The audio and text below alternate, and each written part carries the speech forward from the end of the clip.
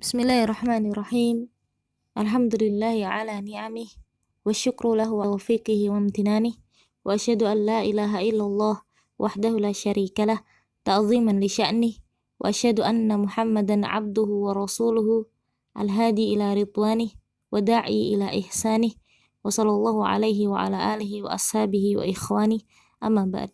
Kita hari ini akan melanjutkan pembahasan kitab fikih Tarbiyatul Abna, pertemuan yang ketiga, yang insya Allah akan membahas bab para nabi tidak berkuasa memberikan hidayah taufik pada siapapun, kisah tentang Nabi Nuh alaihi salam. Syekh mengatakan, ha huwa Nabiullah Nuh alaihi salam. Ini adalah kisah tentang Nabiullah Nuh alaihi salam. Nabi Nuh alaihi salam ini memiliki banyak sekali keistimewaan. Di antaranya Nabiullah Nuh alaihi salam merupakan Abul Bashar. Beliau adalah nenek moyang manusia. Yang pertama Abul Bashar, yang pertama adalah Adam alaihissalam, dan yang kedua adalah Nuh alaihissalam. Sebagaimana firman Allah Ta'ala di surat As-Saffat ayat 77, وَجَعَلْنَا ذُرِّيَّتَهُ humul baqin, dan kami jadikan anak cucunya, yaitu anak cucunya Nuh alaihissalam, adalah orang-orang yang nantinya akan melanjutkan keturunan. Ini terjadi setelah datangnya banjir besar, yang membinasakan semua orang-orang kafir, dan yang selamat hanyalah yang diselamatkan oleh Allah Tabaraka wa Ta'ala di dalam bahteranya Nabiullah Nuh alaihissalam, yang nantinya akan melanjutkan keturunan sampai manusia hingga yaumul kiamah nanti. Itu sebabnya Nabiullah Nuh alaihissalam disebut sebagai Abul Bashar yang kedua. Keistimewaan yang kedua dari Nabiullah Nuh alaihissalam adalah di mana beliau alaihissalam itu menghadapi medan dakwah yang sangat berat, sehingga Muhammad bin Ishaq pernah mengatakan, lam yalqa nabiyyun min qaumihim minal adha mislama laqiyahu Nuh. Tidak ada seorang nabi pun yang menghadapi gangguan kaumnya itu sebesar gangguan dari kaum Nabiullah Nuh alaihi salam. Kita ketahui bagaimana beliau berdakwah dalam masa yang sangat panjang, 950 tahun.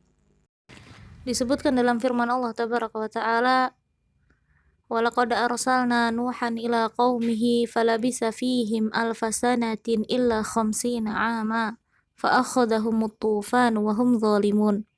Allah Ta'ala berfirman yang artinya, dan sungguh kami telah mengutus Nuh kepada kaumnya, dan dia tinggal mendakwai mereka selama 1000 kurang 50 tahun, jadi 950 tahun. Kemudian mereka dilanda tufan. Tufan ini bukan angin taufan, tetapi banjir bandang, banjir besar. Sedangkan mereka adalah orang-orang yang zalim. Meskipun Nabiullah Nuh alaihissalam melewati masa yang sangat panjang 950 tahun, tapi beliau tidak berputus asa, tidak kenal lelah dalam berdakwah. Allah Ta'ala menceritakan tentang Nabiullah Nuh alaihissalam di surat Nuh ayat 5 dan 6. Qala rabbi inni da'utu qaumi layla wa nahara falam yazidhum du'ai illa firara. Nabiullah Nuh mengatakan, wahai Rabbku, sungguh aku telah mendakwai kaumku siang dan malam, tetapi seruan dakwahku tidaklah menambahkan dari mereka kecuali mereka lari dari kebenaran. Di dalam kitab ini Syekh menerangkan tentang bagaimana Nabi Nuh alaihissalam mendakwai putranya. Ha wa Nabiullah Nuh alaihissalam yulihu ala waladihi wa yaqulu lahu. Inilah Nabi Nuh alaihissalam yang membujuk putranya. Beliau mengatakan, ya bunayya arkam ma'ana wa la takum ma'al kafirin. Wahai anakku, ikutlah bersama kami di dalam bahtera, dan janganlah engkau bersama dengan orang-orang kafir. Putranya Nabiullah Nuh alaihissalam ini disebutkan dalam sebuah riwayat ada 4 putra beliau alaihi salam, yaitu Sam, Ham, Yafid, dan Yam. 3 orang putra beliau ini beriman kepada Allah Tabaraka wa Ta'ala, sementara yang satu yaitu Yam atau kita biasa dengar dengan Kan'an. Nah, jadi kadang disebut Yam atau Kan'an. Nah, inilah yang kafir dan yang diceritakan dalam ayat ini. Kemudian disebutkan juga bahwa Sam Abul Arab. Jadi putra Nabi Nuh alaihissalam yang bernama Sam itu menjadi nenek moyang bangsa Arab. Sementara Ham Abul Habash. Ham menjadi nenek moyangnya orang-orang Habasyah, orang-orang Sudan. Nah, kemudian Yafid ini menjadi Abu Rum, menjadi nenek moyangnya orang Romawi. Maka di ayat ini Nabiullah Nuh alaihissalam membujuk putranya. Beliau mengatakan, ya bunayya arkam ma'ana wa la takum ma'al kafirin. Wahai anakku, ikutlah bersama kami dan janganlah engkau bersama dengan orang-orang kafir.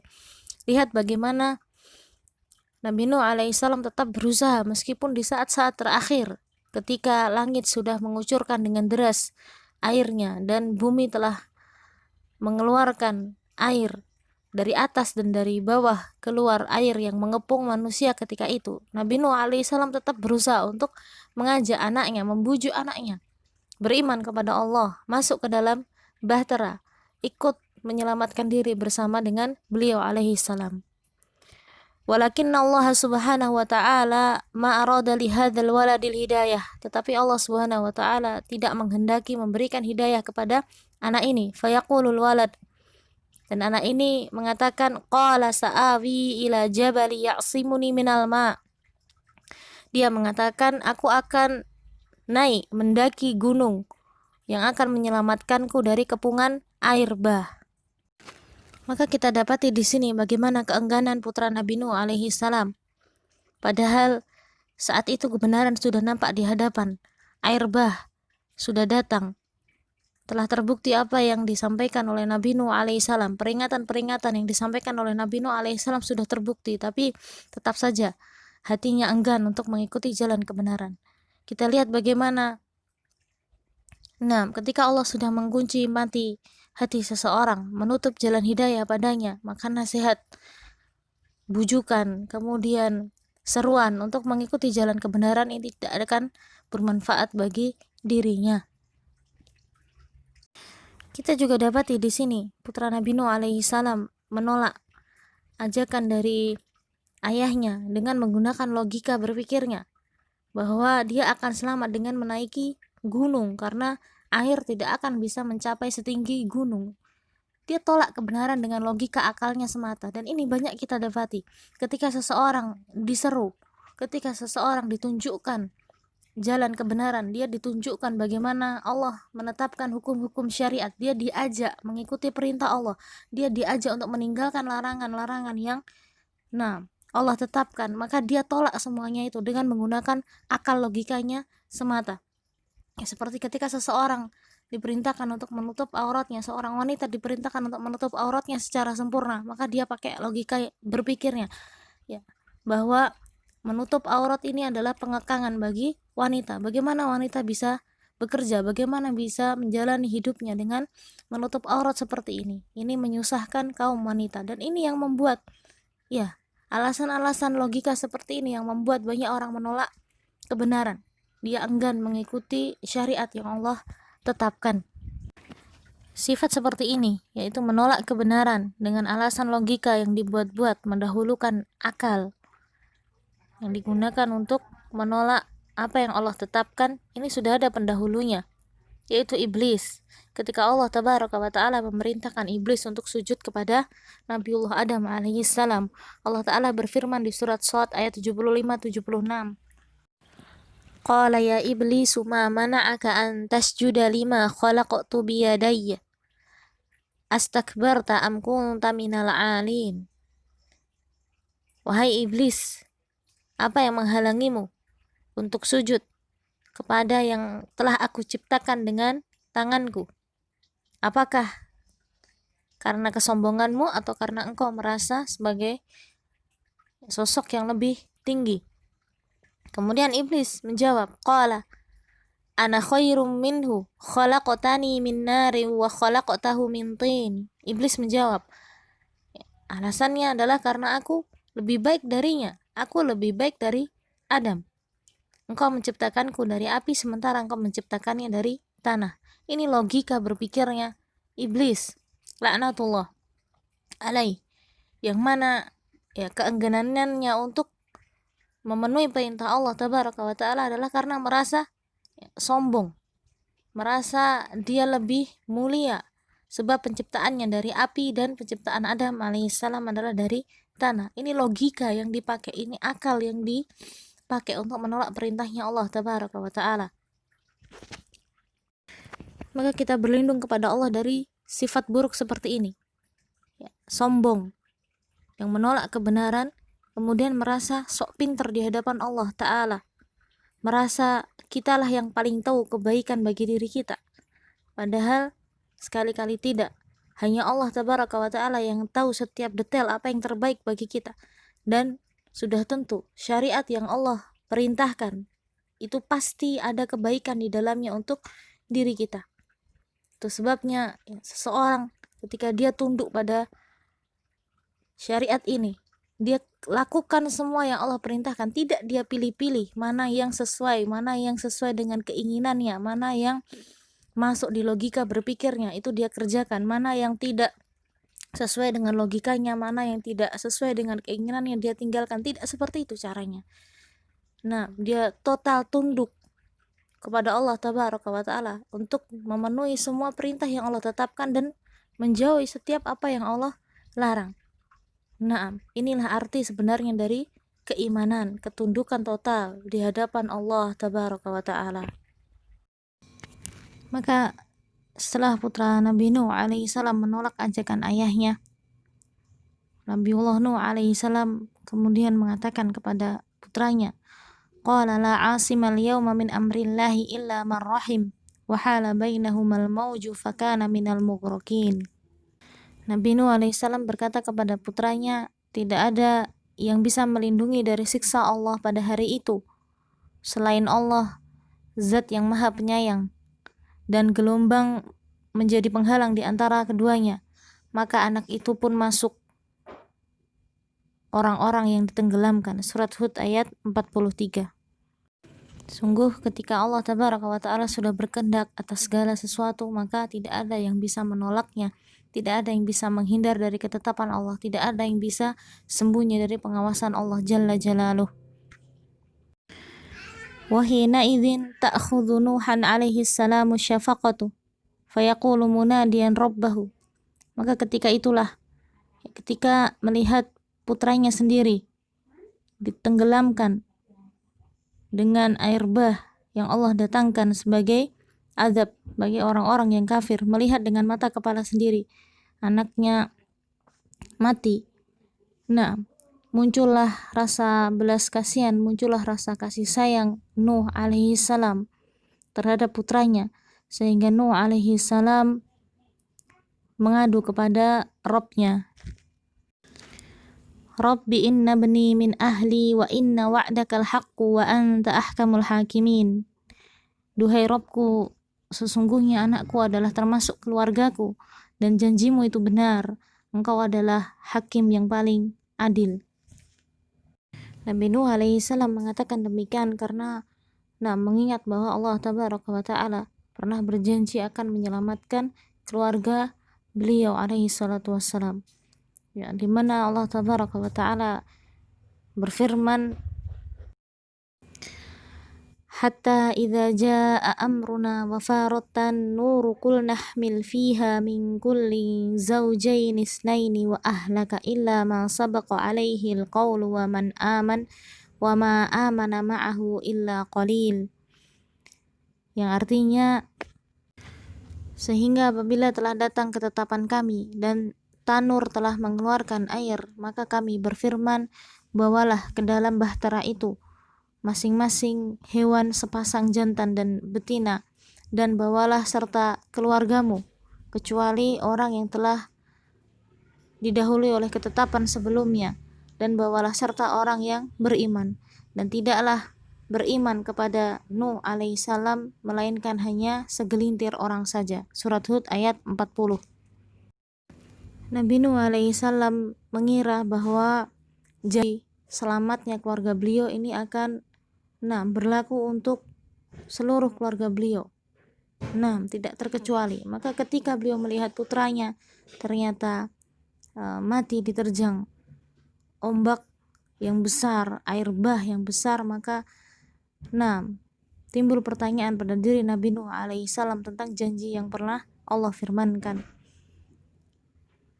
Kemudian Allah tabaraka wa ta'ala menjawab, fayu'atibu biqaulihi ta'ala, kemudian Allah Ta'ala memberikan peringatan kepada Nuh alaihissalam dalam firman-Nya, ya Nuhu innahu laisa min ahlika innahu amalun ghairu salih fala tas'alni ma laisa laka bihi ilm inni a'idzuka an takuna minal jahilin.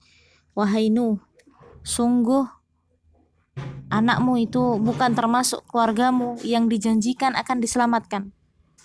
Perbuatannya bukan perbuatan yang baik. Karena itu janganlah engkau memohon kepadaku sesuatu yang engkau tidak ketahui hakikatnya. Aku menasihatimu agar engkau tidak termasuk orang yang bodoh. Surat Hud ayat 46. Faya'tadhiru Nuh alaihi salam qailan, kemudian Nabi Nuh alaihi salam meminta maaf dengan mengatakan, Rabbi inni a'udzubika an as'alaka ma laysa li bihi ilm wa illa taghfirli wa tarhamni akum minal khasirin. Wahai Rabbku, sesungguhnya aku berlindung kepadamu dari memohon sesuatu yang aku tidak ketahui hakikatnya. Kalau engkau tidak mengampuniku dan tidak menaruh belah kasihan kepadaku, niscaya aku termasuk orang-orang yang rugi. Surat Hud ayat 47. Dari kisah Nabi Nuh alaihissalam bersama dengan putranya ini kita bisa mengambil beberapa faedah dan pelajaran yang berharga. Yang pertama, kewajiban kedua orang tua adalah mendidik anaknya. Maka tanggung jawab utama dalam mendidik anak itu ada di pundak kedua orang tuanya. Inilah yang Allah perintahkan kepada setiap orang tua. Dan kita lihat bagaimana Nabi Nuh alaihissalam, meskipun beliau adalah seorang nabi, seorang rasul, seorang hamba yang dekat dengan Allah Rabbul Alamin, tidak serta-merta semua keutamaan itu membuat Nabi Nuh alaihissalam lalai dan tidak mendidik putra-putranya. Sebab keimanan, kesolihan itu bukanlah sesuatu yang bisa diturunkan. Jadi karena orang tuanya solih maka menjamin anaknya solih, tidak seperti itu. Harus ada usaha untuk mengajarkan kebaikan, menunjukkan kebenaran kepada anak-anaknya. Dan ini yang dilakukan oleh Nabi Nuh alaihi salam. Berkaitan dengan bagaimana orang tua mendidik anaknya, ini ada beberapa keadaan. Yang pertama, ketika orang tua sudah mendidik anaknya dengan baik, memberi teladan yang baik pula bagi putra-putrinya, dan bihamdillah Allah perkenankan hidayah bagi anak-anaknya. Anaknya tumbuh menjadi sosok yang solih dan solihah, baik agamanya, terjaga akhlaknya.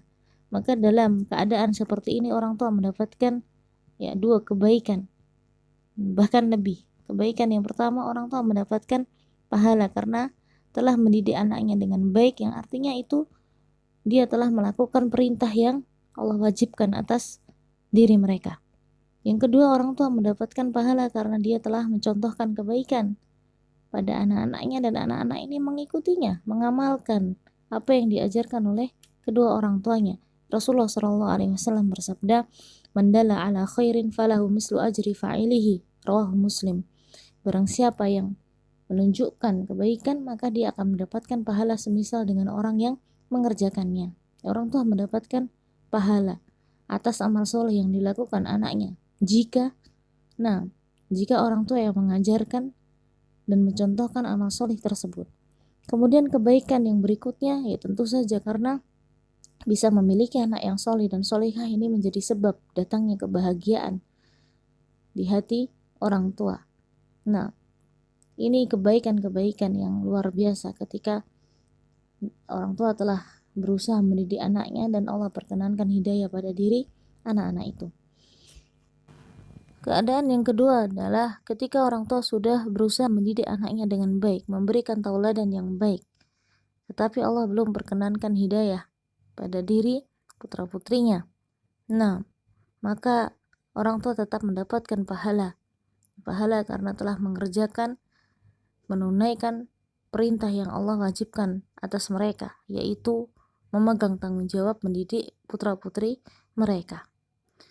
Kemudian keadaan yang ketiga, ketika orang tua tidak peduli dengan pendidikan anaknya, tidak diajarkan agama yang baik, tidak diberikan contoh akhlak yang baik, anak-anak ini tidak dididik, dan kemudian ya Allah takdirkan anak-anaknya juga tidak mendapatkan hidayah. Dalam keadaan seperti ini, tentu orang tua akan dimintai pertanggungjawaban kelak di hadapan Allah Rabbul Alamin. Tanggung jawab karena mereka telah melalaikan kewajibannya. Dan selain daripada itu, ya keadaan anak-anak yang tidak solih seperti ini tentu mendatangkan madharat pada diri orang tua.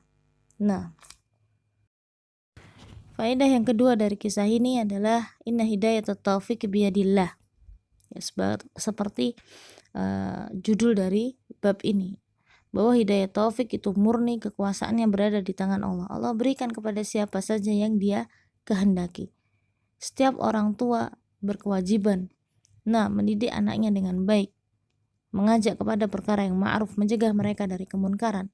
Tapi semua yang dilakukan orang tuanya adalah usaha dalam rangka mengambil sebab datangnya hidayah.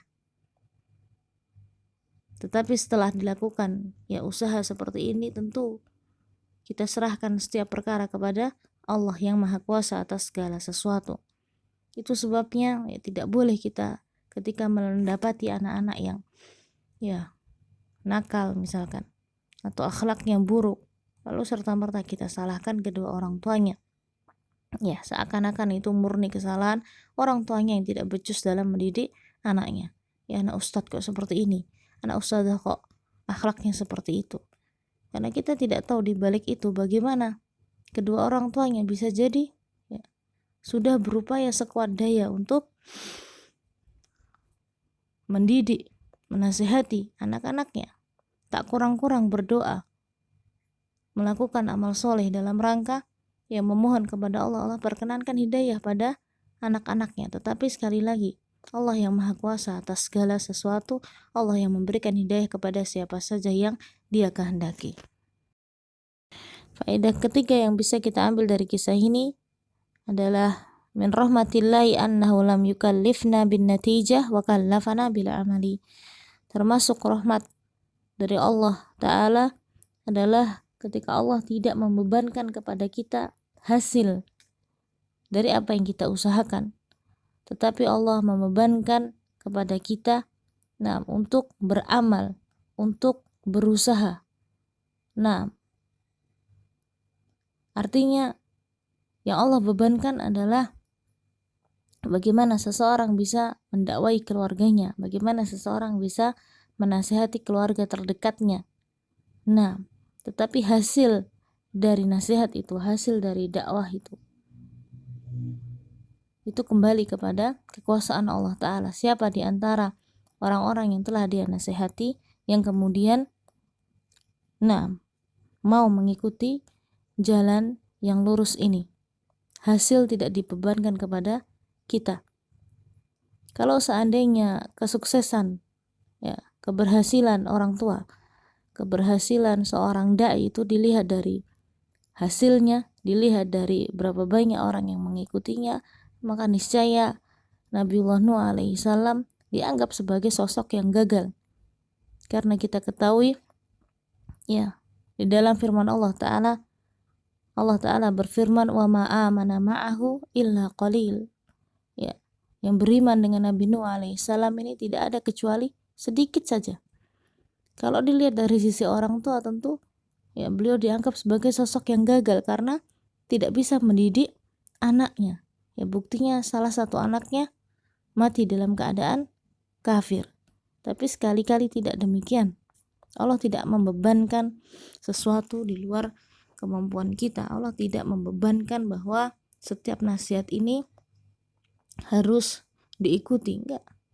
Yang Allah bebankan adalah kita berusaha, kita beramal, kita menasihati. Nah, dan inilah yang seharusnya membuat kita terus bersemangat, berupaya memberikan nasihat yang baik. Dan kemudian setelah itu kita menyerahkan setiap apa yang kita usahakan ini kepada Allah Ta'ala. Kita memohon hidayah bagi orang-orang terdekat yang kita cintai. Dari kisah Nabi Nuh alaihi salam ini kita juga mengambil banyak sekali pelajaran. Bagaimana arti sebenarnya dari sebuah perjuangan, bagaimana wujud nyata dari sebuah kesabaran. Nabi Nuh alaihi salam ini mendakwai kaumnya, memberikan nasihat kepada kaumnya, kepada keluarganya, ini tidak 1-2 hari. Beliau bertahan, beliau istiqomah mendakwai mereka, menasihati mereka 950 tahun. Nah, siang dan malam tidak ada hentinya. Itu sebabnya ya, ketika kita mempelajari kisah Nabi Nuh alaihi salam, sudah selayaknya kita bercermin, sudah selayaknya kita melihat diri-diri kita, betapa kurangnya kesabaran kita ketika terutama menghadapi orang-orang terdekat kita sendiri. Sering kita tidak sabar menghadapi orang tua kita sendiri. Sering kita tidak sabar menasihati saudara kita, anak-anak kita, atau sahabat terbaik kita. Ya, yang kita mau adalah sekali kita memberi nasihat, saat itu juga kita diikuti. Padahal para nabi dan rasul terdahulu, siapa yang lebih soleh? Ya, tentu tidak ada yang melebihi kesolehan para nabi dan rasul terdahulu. Ya, mereka orang-orang yang paling soleh, mereka hamba pilihan Allah Ta'ala. Mereka orang yang paling tinggi keimanannya. Tetapi dengan semua keutamaan yang mereka miliki, ya, ketika mereka menasihati, ada gangguan di sana. Ada hal berat yang harus mereka hadapi. Yang tak jarang justru berasal dari orang-orang terdekatnya sendiri, penolakan demi penolakan. Nah, yang nyata mereka hadapi. Dan semuanya dilewati dengan kesabaran. Itu sebabnya semoga pelajaran ini bisa mengokohkan semangat kita. Nah, memupuk lagi kesabaran kita agar kita tersadar bahwa ada tanggung jawab besar yang menanti kita ketika Allah memberikan kesempatan kepada kita untuk belajar ilmu syar'i. Ada tanggung jawab untuk mengajarkan, ada tanggung jawab untuk menasehati, terutama mulai dari orang-orang terdekat yang kita cintai, keluarga kita sendiri. Semoga Allah mudahkan semua urusan kita. Semoga Allah mengaruniakan keikhlasan, keistiqomahan, dan kesabaran kepada diri-diri kita hingga akhir nanti. Wallahu ta'ala a'lam. Wassallallahu ala nabiyyina Muhammad wa ala alihi wa ashabihi ajma'in. Walhamdulillahi rabbil alamin.